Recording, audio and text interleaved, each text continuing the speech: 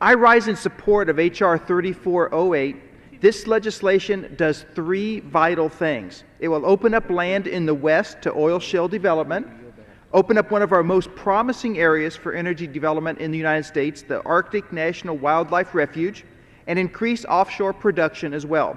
These provisions will create hundreds of thousands of American jobs and ensure the continued production of new domestic increases in our energy security and decrease our reliance on foreign oil, a goal the administration has professed to support time and time again. Oil shale is one of the most promising new sources of American-made energy.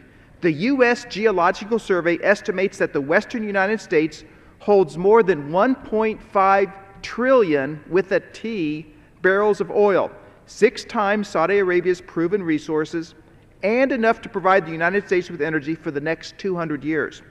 Opponents to this legislation will argue that this legislation attempts to promote technology that isn't proven.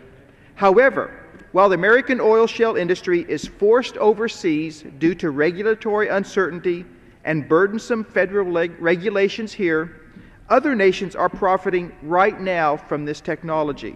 Countries like Jordan, China, and Estonia.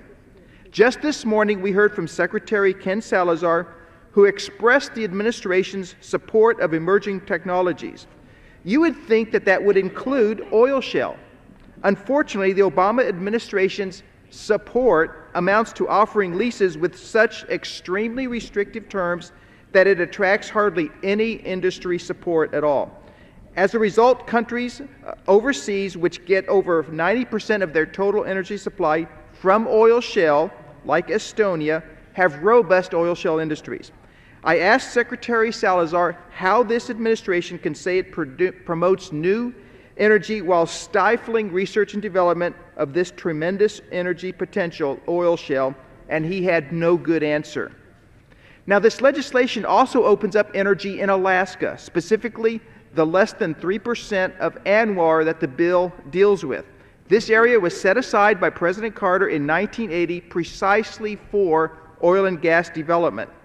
The Arctic National Wildlife Reserve holds the single greatest potential for a new domestic energy source within the United States.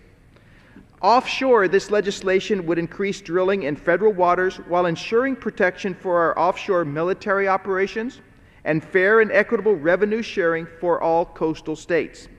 This energy legislation will create consistent policies to move the domestic energy industry forward and create good-paying American jobs for thousands of Americans.